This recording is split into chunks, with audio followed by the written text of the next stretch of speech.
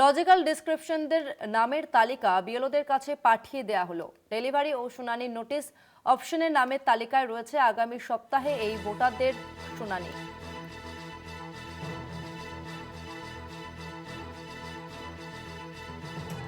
আরও একবার জানিয়ে রাখবো, লজিক্যাল ডিসক্রিপশনদের নামের তালিকা বিএলওদের কাছে পাঠিয়ে দেওয়া হলো। ডেলিভারি ও শুনানির নোটিশ অপশনের নামের তালিকা রয়েছে। আগামী সপ্তাহে এই ভোটারদের শুনানির সম্ভাবনা। নোটিশ অপশনে নামের তালিকা রয়েছে।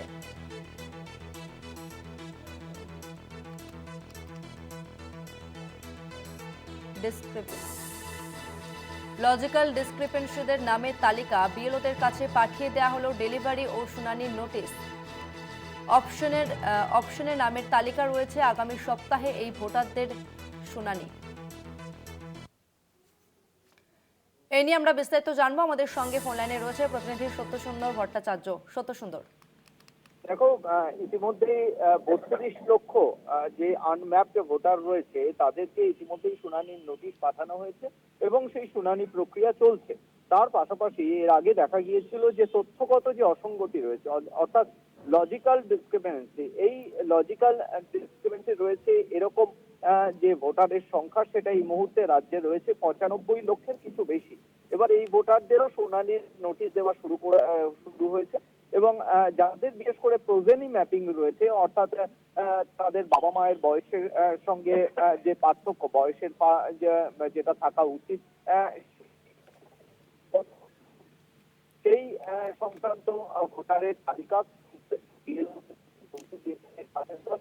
এবং যে অ্যাপ, সেই হয় সেটি হলো যাদেরকে তারা এই শুনানির নোটিশ সেখানে তারা দিচ্ছেন সেই রেকর্ড তাদেরকে রাখার কথা বলা হয়েছিল। অর্থাৎ কাদের কাদের শুনানির নোটিশ পৌঁছচ্ছে, কবে কবে সেটা দেওয়া হচ্ছে, সেই সংক্রান্ত তথ্য কিন্তু বিএলওদের অ্যাপে নতুন অপশনে যেটা সংযোজন হয়েছে সেখানেও কিন্তু সেটা প্রতিমুক্তি পাচ্ছে। ফলে সব মিলিয়ে